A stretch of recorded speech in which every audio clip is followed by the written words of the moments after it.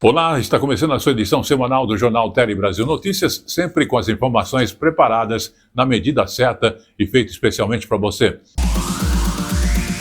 E nessa edição estaremos abordando a questão de que falta menos de uma semana para que você entregue a sua declaração de imposto de renda, pois o prazo está expirando. Iremos também falar aí de chuvas, fortes chuvas que atingem várias cidades no Brasil e causando prejuízos. Além dos prejuízos, temos também a questão do aumento do risco das doenças causadas pelo contato com esta água contaminada das chuvas. Na parte de turismo, estaremos falando de Tocantins, mas de um outro aspecto. Produtoras da agricultura familiar, mulheres extrativistas, que têm transformado a biodiversidade daquela região em fonte de renda para ela e para a sua família. Tudo isso e muito mais estaremos apresentando nesta edição do Jornal Tele Brasil Notícias. Então, vamos a ela. No ar.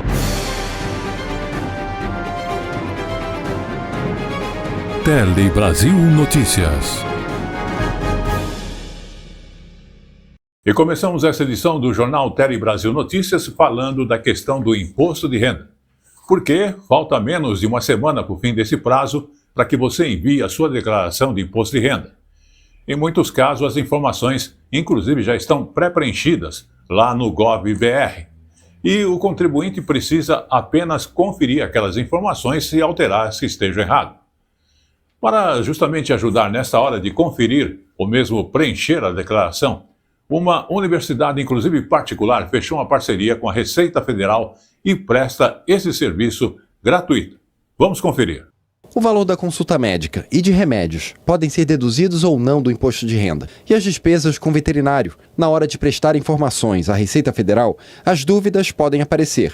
Gabriela está fazendo a declaração de imposto pela primeira vez. Ela contou com a ajuda do Núcleo de Atendimento Fiscal desta universidade particular. Eu ouvi muitas pessoas comentando, a importância de declarar. Fiquei um pouco confusa, preocupada, e aí eu me informei, vim aqui me informar melhor. Com a declaração entregue, a gente perguntou: e aí, Gabriela, caiu na malha fina? Não caí não. Eu nem sei o que é isso, malha fina. Calma, Gabriela, a gente está no lugar certo para aprender. E se cair na malha fina, não precisa se desesperar. Nem sempre é necessário pagar multa ou tirar dinheiro do bolso para regularizar a situação com a Receita. Em boa parte dos casos, é só conferir e comprovar com os documentos o que foi declarado. Não é esse terror todo. A Receita sabe desses problemas que irão acontecer e estão aptos a fazer, inclusive esse encaminhamento da documentação é via digital.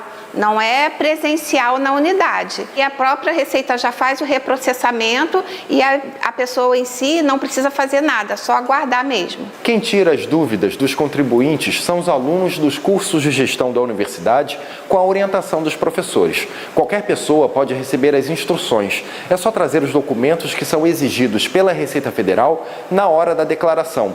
Uma das dúvidas que mais aparecem no NAF é se a isenção para quem ganha até R$5 mil já vale para este ano ou para o ano que vem. Para esse ano ainda está valendo a regra da pessoa ter recebíveis anuais 35.584. A regra dos 5 mil mensais só vai estar valendo a partir do ano que vem. A universidade disponibiliza assistência de graça em diversas unidades pelo país ou online. A Mônica foi tirar dúvidas sobre a declaração dos bens adquiridos. Agora tudo é digital, então você baixa o programa e ali você pode se perder um pouco e tentar fazer sozinha. Então, ter o auxílio é muito importante, Vamos agora falar da questão da Enel e a Enel, que considerou inválido o processo aberto na Agência Nacional de Energia Elétrica, que pode cassar a concessão na Grande São Paulo. A distribuidora apresentou a defesa e pediu que o caso seja, inclusive, arquivado. Vamos conferir. A ANEEL iniciou um processo administrativo de caducidade contra a distribuidora de energia Enel SP, que atende 24 cidades da região metropolitana de São Paulo, num total de 8 milhões de unidades consumidoras. Ao fim do processo, a agência pôde recomendar o fim do contrato de concessão da empresa. Na defesa enviada à ANEEL, a concessionária afirma que o procedimento é inválido e improcedente, com base em vícios procedimentais graves, na adoção de critérios inexistentes, não previstos em normas da agência. Segundo a Enel, as supostas falhas não dizem respeito aos indicadores regulatórios oficiais e ocorreram durante casos isolados, como eventos climáticos extremos. O processo aberto na ANEEL se deu depois de interrupções prolongadas no fornecimento de energia depois de tempestades na Grande São Paulo nos anos de 2023, 2024 e 2025. Milhões de empresas e residências foram afetadas pelos apagões, muitos tendo ficado por dias sem luz. A agência avalia que a Enel demorou a realizar o atendimento emergencial e teve falhas no planejamento e execução de planos de contingência. A Prefeitura de São Paulo, o Governo Paulista e o Ministério de Minas e Energia pedem o rompimento do contrato com a distribuidora. Vamos agora então falar de saúde e a questão do nosso corre-corre do dia a dia, que acaba nos deixando, às vezes, de lado uma alimentação adequada e até hábitos importantes para garantir a saúde. Inclusive, esse estilo de vida tem contribuído muito para a gastrite. E é uma doença que atinge aqui no Brasil 7 em cada 10 brasileiros. E a informação é da Sociedade Brasileira de Gastroenterologia. Inclusive, você vai ter mais detalhes nesta reportagem da TV Feira. Você vai conhecer quais são os principais sintomas e quais os cuidados para se prevenir desta doença, a gastrite. Muita gente conhece bem essa sensação.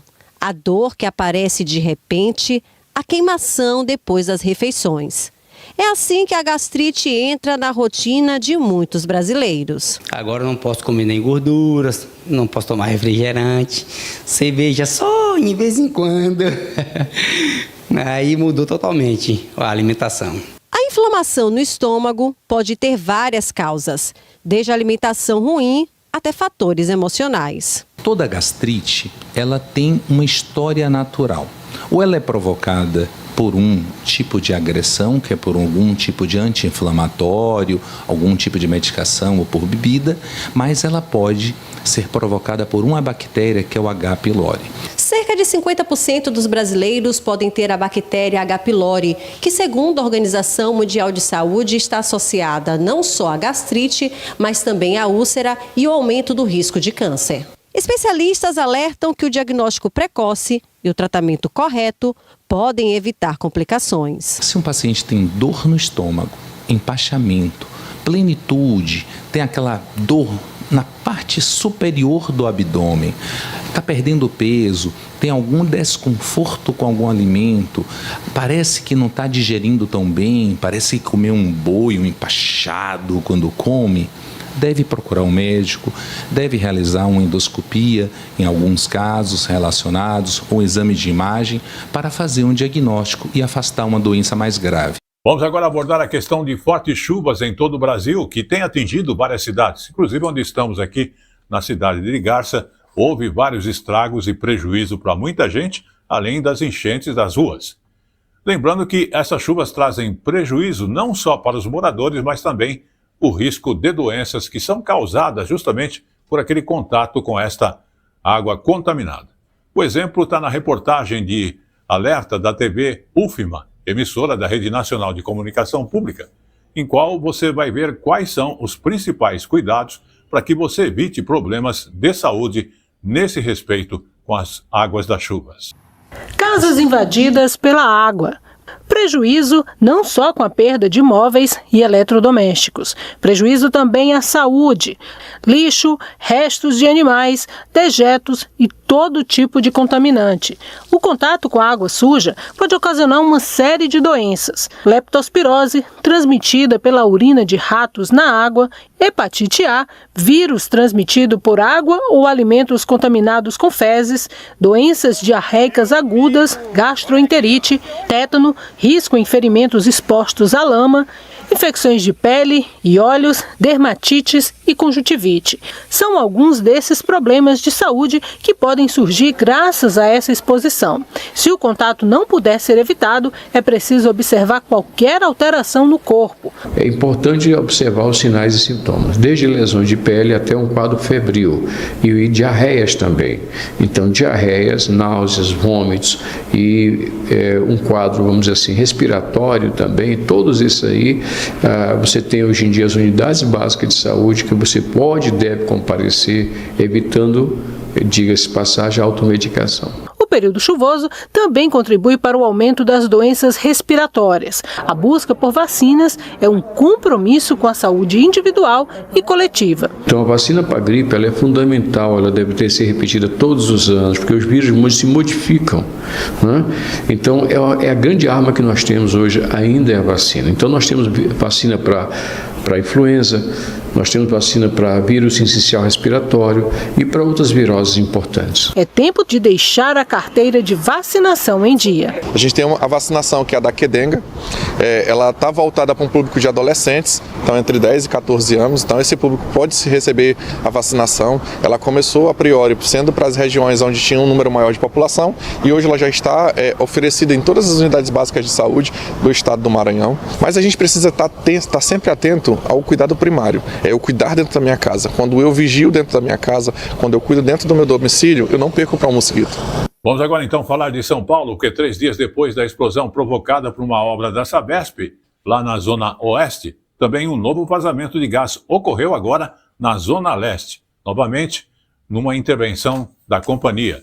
A Sabesp afirmou que o vazamento foi controlado e que deve ser restauradas as obras ali dentro de 15 dias. Vamos observar mais detalhes. Felizmente, lá em Itaquera foi apenas um susto. A Sabesp disse que acionou de forma emergencial a companhia de gás, que conseguiu então resolver o problema. Mas aqui no Jaguaré, onde aconteceu a explosão de segunda-feira, a vida dos moradores está muito longe de voltar ao normal. Vocês veem aqui, a Defesa Civil colocou um tapume na rua onde aconteceu a explosão. O que eles estão fazendo agora é demolir as casas que foram condenadas, sim, agora à noite. Segundo o governo do estado, 5 casas, mas segundo os moradores, pelo menos 10 casas estão sendo demolidas. A Defesa Civil aumentou o número de casas interditadas aqui essa semana de 20 para 27 e a maioria delas vai precisar passar por reforma estrutural, 22. Ou seja, muita gente, muitas famílias ainda fora de casa. Para a gente ter uma ideia da dimensão, mais de 230 pessoas precisaram de auxílio emergencial que foram vítimas aqui dessa explosão. Agora, o grande problema mesmo são as perdas irreparáveis, as pessoas que morreram. Aqui na explosão, na segunda-feira, um morador morreu e na quinta-feira um outro morador que tinha sido socorrido também não resistiu. Então aqui 2 vítimas, os moradores muito consternados e para não mencionar o funcionário da Sabesp que foi socorrido, está internado em estado grave, vítima também dessa explosão. Agora, desde que a Sabesp foi privatizada em 2024, já houve outras mortes em obras relacionadas à Sabesp. Por exemplo, em setembro do ano passado, Mauá, aqui no Grande ABC, uma adutora caiu, um grande cano da Sabesp caiu sobre uma casa, atingiu a moradora, 79 anos, não teve tempo nem de ser socorrida e morreu. Em setembro do ano passado, em Mairiporã, aqui na Grande São Paulo, uma adutora da Sabesp se rompeu. Essa imagem chamou muita atenção porque a enxurrada desceu ladeira abaixo, atingindo casas, 2 bairros, 25 famílias tiveram de deixar as suas casas nesse acidente de Mairiporã e aí um funcionário da Sabesp também morreu. Nós procuramos a ACESP, que é a agência reguladora aqui do estado de São Paulo, que toma conta desse contrato da Sabesp. Até agora a ACESP não nos respondeu, mas terminou na verdade, o prazo que a Sabesp tinha para enviar explicações à ACESP sobre o que aconteceu aqui. Como a gente não conseguiu resposta, não sabemos se de fato a Sabesp respondeu e explicou o que é que pode ter acontecido aqui no Jaguaré.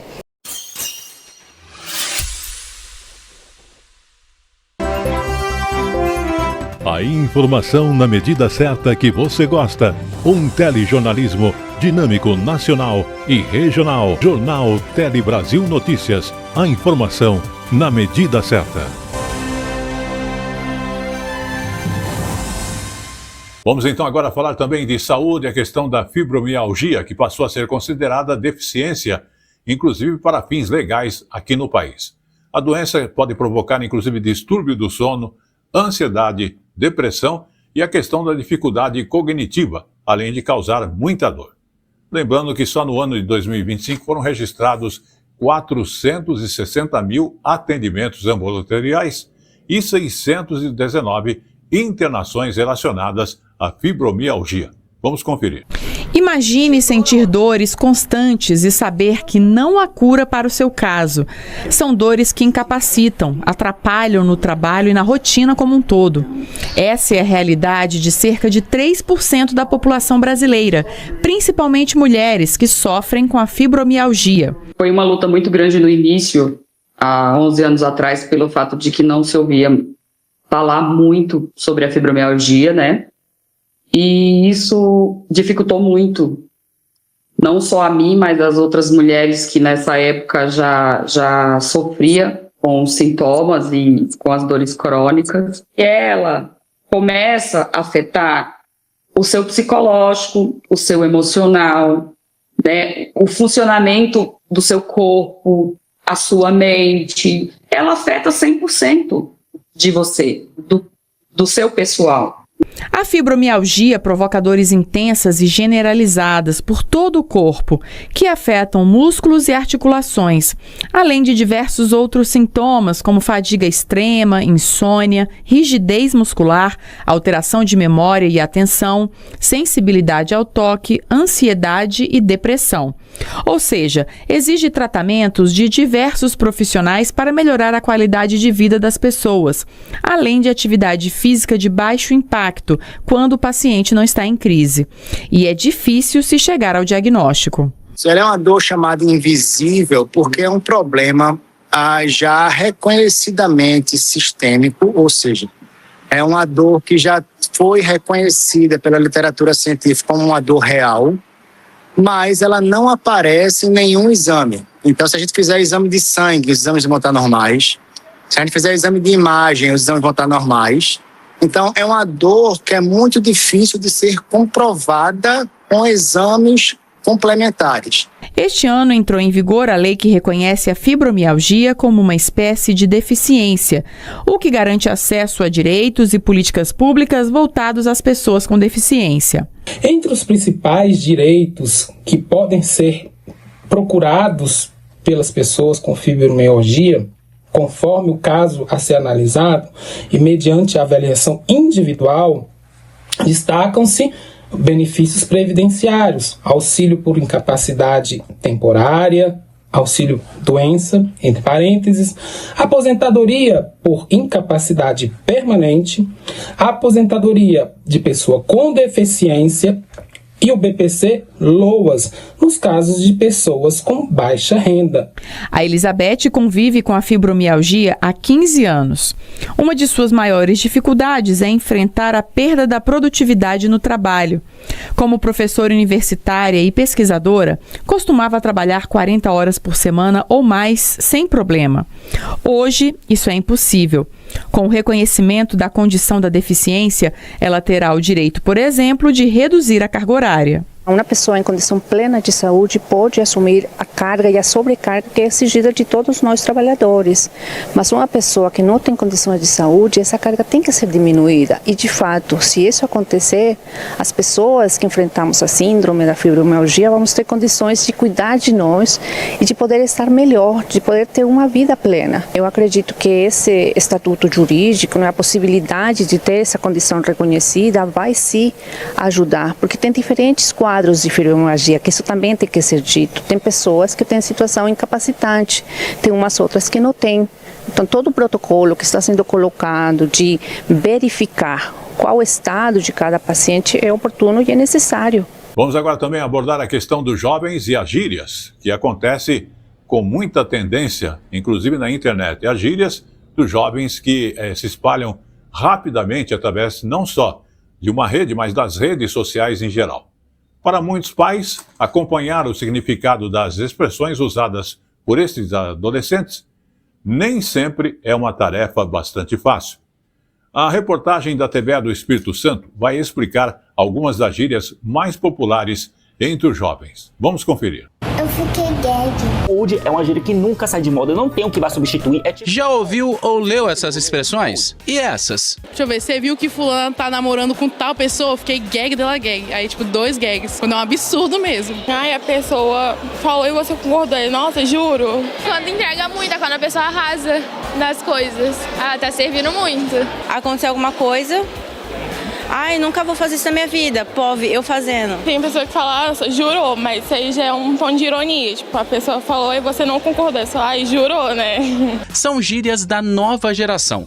Só essa turma mesmo pra dizer pra gente o que essas palavrinhas significam. Juro, velho. Serviu muito, deu pra entender um pouquinho aí o significado dessas gírias modernas. Você ficou gag de la gag? É, maneiro. Ou melhor, farmou aura, né? Não sei se eu usei essa expressão de forma correta, mas enfim, isso só mostra que essas gírias que a juventude está utilizando agora, as gírias mais modernas, digamos assim, elas vêm exatamente do convívio e do costume, do hábito de estar nas redes sociais, de estar ali na internet. Inclusive, uma pesquisa aponta que 89% dos jovens de 13 a 17 anos estão nas redes sociais. Ok, mas as gírias, por que elas são usadas? Ou seria pra quê? Não só gírias, mas qualquer expressão que surja ou que seja entendida como nova ou como inovadora, a gente entende, né, no campo da linguística, que é essa área científica que estuda os fatos das línguas verbais ou da linguagem humana,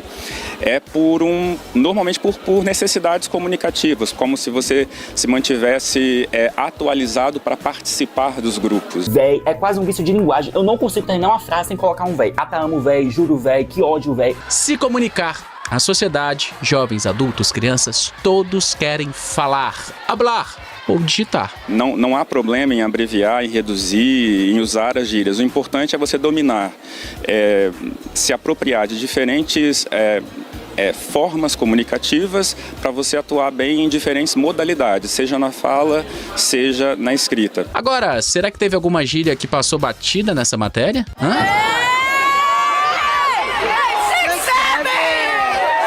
Essa modinha aí, isso é papo para depois. Vamos agora também falar sobre a questão das mulheres que têm um sentimento de ansiedade, somente aquelas que são gestantes. Porque durante a gestação ou após o parto, muitas delas apresentam ou convivem com um sentimento de ansiedade que parece com uma tristeza passageira ou, em alguns casos mais graves, pode evoluir para a depressão. Porém, para prestar apoio e conscientizar sobre a importância da saúde mental das mulheres grávidas, foi criada a Companhia Maio Furtacor. Vamos observar mais detalhes. O transtorno de ansiedade generalizada na gravidez vai além da preocupação normal de mãe. Segundo a Organização Mundial da Saúde, 1 em cada 5 mulheres terá um episódio de saúde mental desde o início da gestação até 1 ano após o nascimento do bebê. Ansiedade, né, é o transtorno mais comum e é o transtorno também mais subnotificado e subdiagnosticado. A gente acha que a ansiedade é natural do período, né, que a mulher ela está passando por todas essas transformações. Mas o transtorno de ansiedade ele envolve muitas perdas para a mulher. A ansiedade leva a consequências físicas, como taquicardia, tontura, tensão muscular e falta de ar. Para muitas mulheres, a falta de suporte familiar é um fator agravante. Falta de rede de apoio é um fator de risco para a depressão perinatal, né? Então, quanto menos apoio e divisão equitativa de cuidado com o bebê, maiores são os riscos. Algumas puérperas experimentam o chamado baby blues, uma ansiedade menos severa que aparece entre o 2º e o 5º dia após o parto, mas desaparece depois de 2 semanas. Os sintomas incluem tristeza passageira, choro fácil, irritabilidade e dificuldade para dormir. Foi o caso da Marcela. Ela tomava medicação para a ansiedade antes da gestação, mas interrompeu o tratamento por conta própria. Assim que sua bebê nasceu, desenvolveu Baby Blues. A ansiedade é um medo constante, é quase uma síndrome do pânico, assim, que você desenvolve por um tempo mesmo. Parece também muita menopausa, como eles falam, né? Que além dos calores, da irritação que você sente, você tem medo, você chora. Eu tive rede de apoio, eu tive o meu marido, né, que a maior parte do dia fica em casa, e tive o auxílio da minha mãe, que veio, assim, nas primeiras semanas, ela ficava comigo quando ele não estava. E isso ajuda bastante. As mulheres não devem abandonar seus tratamentos durante a gestação sem orientação médica. Os mitos que existem nesse período de gestação é que a mulher tem que parar com tudo, né? Pegou o beta positivo, para com os remédios porque vai fazer mal para o bebê, né? Essa é a pior dúvida que alguém pode ter na gestação, é essa. Porque se ela está medicada, existe um transtorno que está sendo tratado. Então a gente também precisa entender essa dinâmica e fazer um tratamento adequado que seja seguro. E chegou agora no Tele Brasil Notícias o nosso Momento Jurídico. O Momento Jurídico de hoje aborda a questão que a Corte Especial reafirmou que a citação por WhatsApp é inválida em ações de Estado. Vamos observar. Corte Especial do Superior Tribunal de Justiça reafirma que citação por WhatsApp é inválida em ações de Estado. A citação é o ato pelo qual uma pessoa processada ou interessada é chamada oficialmente para integrar o processo e passa a poder se defender dentro do prazo legal.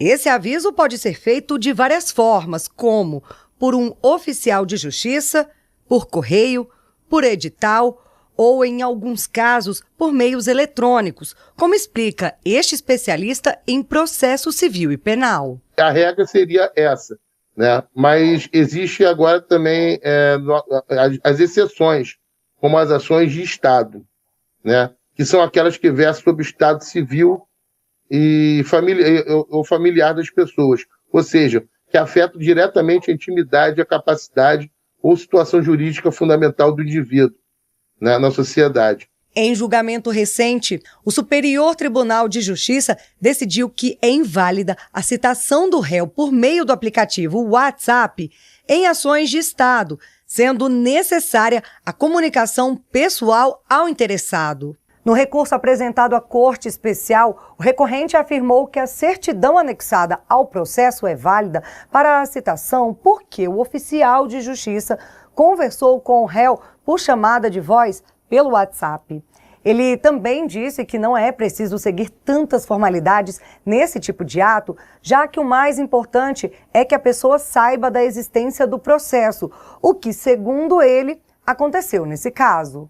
No voto, o presidente do STJ, ministro Herman Benjamin, relator do processo, afirmou que a suposta conversa pelo aplicativo não configura citação pessoal válida, como prevê o Código de Processo Civil. O ministro destacou ainda precedentes em que a Corte adotou posicionamento rigoroso quanto aos requisitos para homologação de decisões estrangeiras no Brasil. Entre eles, previstos na Lei de Introdução às Normas do Direito Brasileiro, no CPC e no Regimento Interno do STJ, está a obrigatoriedade de citação regular, mesmo quando o réu não apresenta defesa. Com esse entendimento, a Corte Especial negou a homologação de uma sentença estrangeira de divórcio, ressaltando que a citação é indispensável para assegurar o cumprimento de obrigações decorrentes, como em eventual execução de alimentos.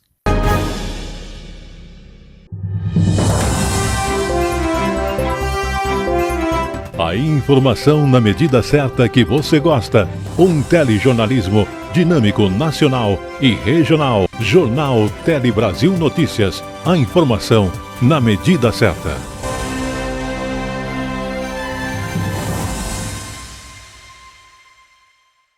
Vamos agora conversar com você que faz turismo, ou viaja a negócios, ou a trabalho também, né? Ou então para diversão. Então, para quem está com a passagem de avião marcada, é preciso ficar atento porque acabou, inclusive, de atualizar as regras de transporte daqueles power banks, aqueles carregadores portáteis de celular que você usa. O objetivo é evitar acidentes e aumentar a segurança nas viagens. Vamos observar. No mundo cada vez mais eletrônico, os carregadores portáteis se tornaram quase obrigatórios para quem não pode ficar sem bateria, mas eles oferecem riscos. Neste voo na China, em 2025, os passageiros levaram um susto quando um powerbank pegou fogo. Depois de casos assim, vários países criaram regras para o transporte desses equipamentos. Esta psicanalista já teve que descartar o powerbank antes de embarcar num voo na Suíça em julho do ano passado. E foi bem frustrante, porque eu uso muito isso para trabalhar e eu tinha levado um que não era tão potente, comprei um ótimo, super potente, e na Suíça as regras são bem rígidas, e não dá para tentar dar um jeitinho. Minha amiga falou, nem tente dar um jeitinho, Carol. Então eu já peguei e já descartei, com uma dor no coração, como se fala, né? E uma das razões de acidentes pode ser a forma como os passageiros guardam esses carregadores. O que acontece é que hoje as pessoas também levam, além de levar mais baterias, você tem a situação de que as pessoas querem economizar cada vez mais, então levam menos bagagem. Então as suas bagagens vêm socadas, espremidas, esmagadas. Então, né, os seus aparelhos também vão vir lá socados, espremidos, esgoelados. Então você também tem esse fator. Quando você viaja, você tem a tendência de usar mais a sua bateria. Você vai para um hotel, você vai para uma praia, então a sua bateria vai ter umidade. Você vai socar dentro da sua mala, onde pode ter alguns elementos metálicos que podem ter em contato com os terminais. Então, potencialmente, cada um desses elementos potencializa o risco de algum incidente acontecer. E justamente por conta do risco de acidentes, a ANAC, a Agência Nacional de Aviação Civil, aumentou as normas de segurança para o transporte desses equipamentos nos aviões no Brasil. A partir de agora, os passageiros só podem transportar até 2 carregadores portáteis, sempre como bagagem de mão. Esses equipamentos não podem ser despachados. Powerbanks de até 100 watts-hora estão liberados. Entre 100 e 160 watts precisarão de autorização prévia da companhia aérea. Acima disso, estão proibidos e deverão ser descartados antes do embarque. A ANAC recomenda que eles não sejam utilizados para carregar equipamentos durante o voo. Além disso, as novas regras proíbem ligar os carregadores nas tomadas do avião para que sejam recarregados. As pessoas pensam, poxa, mas eu acabei de comprar meu powerbank, é novinho, e eu não vou comunicar que eu estou transportando. Todo e qualquer equipamento ele pode entrar em colapso por algum detalhe, por milhões de detalhes, né? Então é importantíssimo que todo mundo tenha aí a consciência. O voo são muitas pessoas, né? O avião transporta muita gente e é importante que então eu cuide de você, você cuida de mim, todo mundo, né? Um cuidando do outro, para que a gente possa fazer um voo tranquilo e em paz, com segurança. Vamos agora também falar de documentários, porque o forró, que é a tradição do patrimônio da cultura do Nordeste, é tema de um documentário lançado em Mossoró, que fica lá no Rio Grande do Norte. A produção Resistentes do professor e parceiro, inclusive Fabiano Moraes, reúne histórias, memórias e também personagens que ajudaram a manter viva um dos ritmos mais importantes da cultura popular brasileira. Vamos conferir nesta reportagem, inclusive mais detalhes e conhecer de perto esse documentário. Oxalá pra mim, do meu jeito assim, que alegre o meu. A produção do filme Resistentes foi dirigida pelo professor Fabiano Moraes e conta com depoimentos de grandes mestres forrozeiros, para mostrar que o forró continua mais do que vivo na alma do nordestino. Do meu jeito assim, que alegre o meu viver. Resistentes é, acima de tudo, um grito pela cultura, um grito pelo forró. É uma forma mínima que eu, pelo menos, encontrei enquanto amante do forró, né? Sou de uma cidade que tem o forró na raiz, que é Caruaru, mas que por esse Nordeste toda a gente vê muito forró ainda. E Resistentes é justamente dizer que o forró ainda está vivo. Não só eu dizendo, mas Flávio José dizendo, Dorival, Eliane, Valdone, Severo e tantos outros. E mostrando que tem público. Falta, às vezes, oportunidades para essa turma continuar reinando nos grandes grandes palcos do São João do Nordeste. Meses de pesquisa, gravação e edição deram forma a uma obra que busca mostrar a resistência do forró tradicional através da música e das histórias de seus personagens.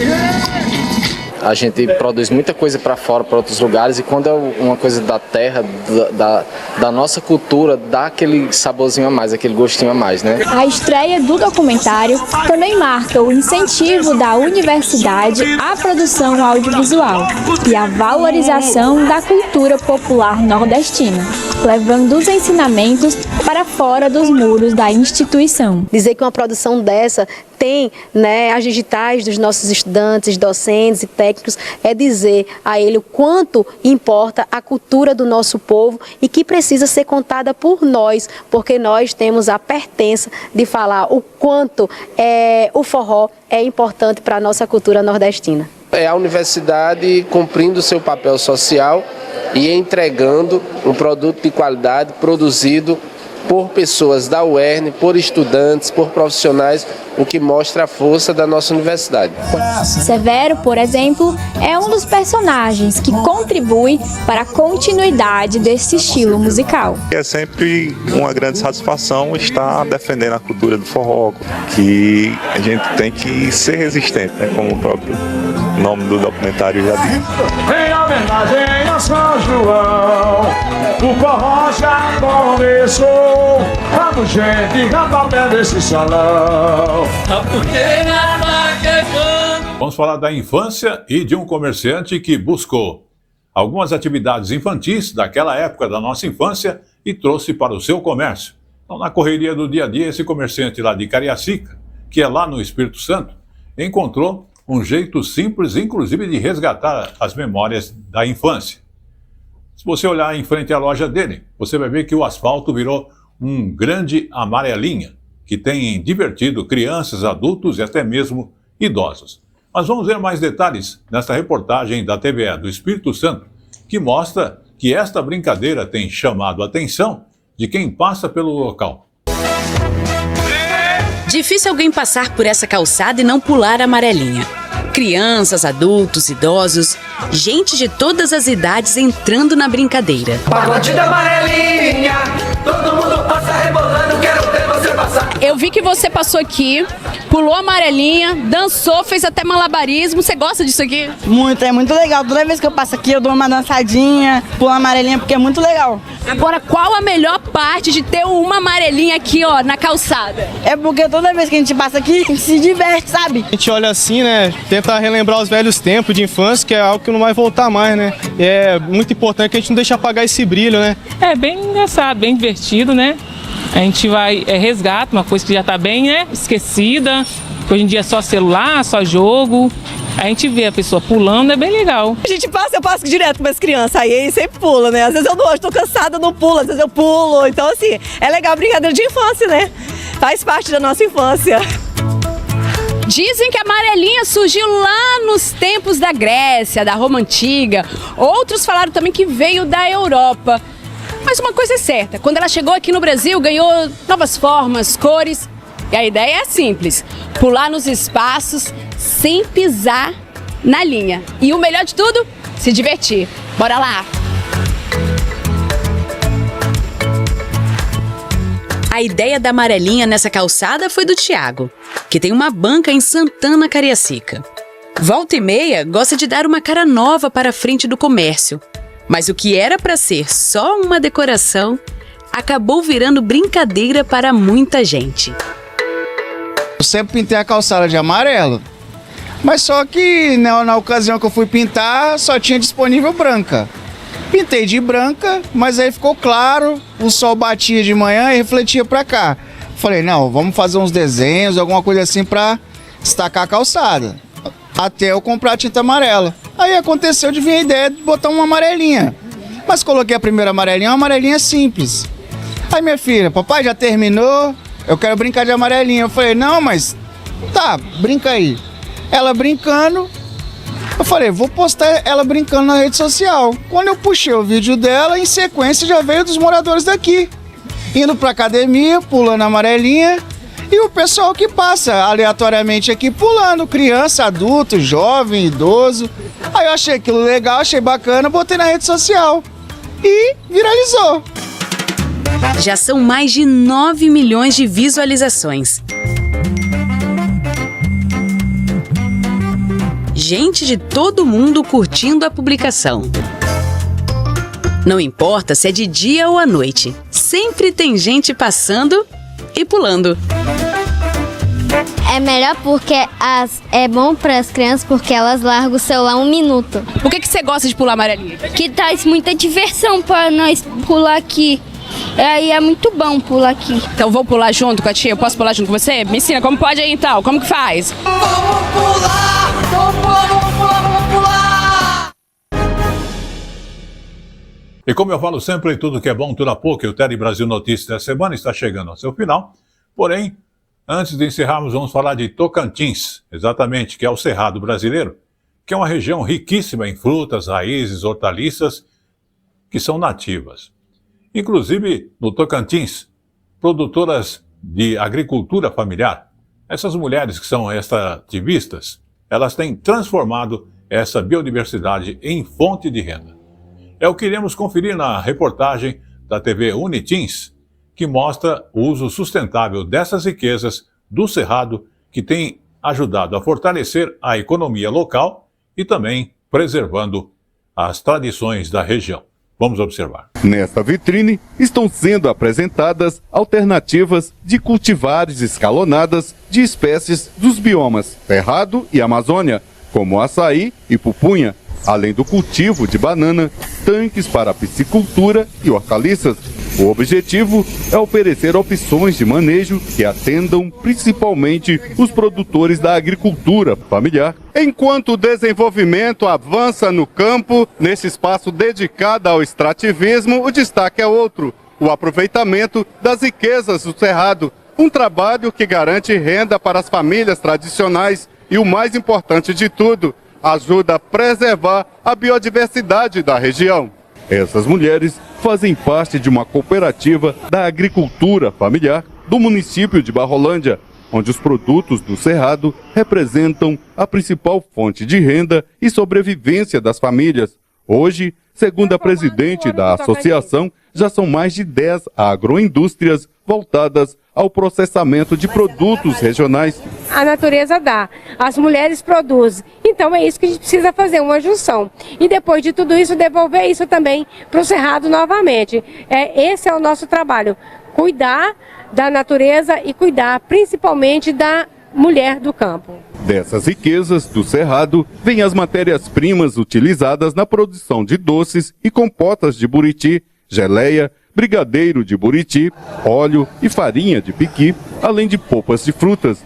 Produtos que unem tradição, geração de renda e preservação ambiental.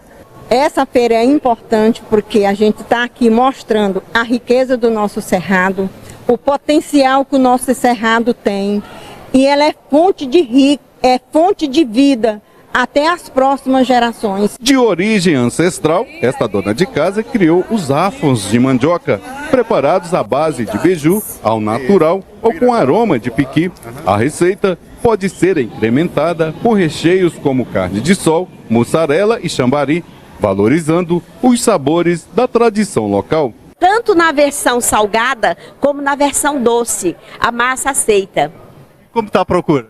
Nossa, tá uma beleza. Está sendo aceita por todos. Todos que experimentam gostam muito.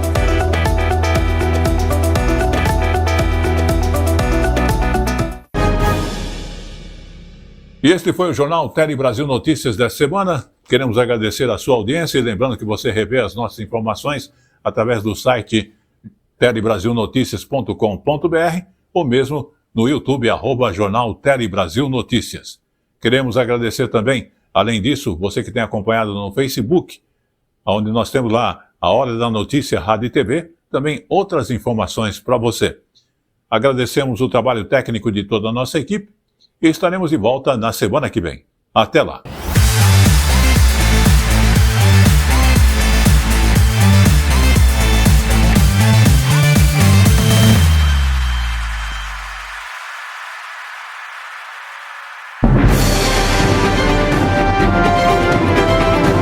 Tele Brasil Notícias.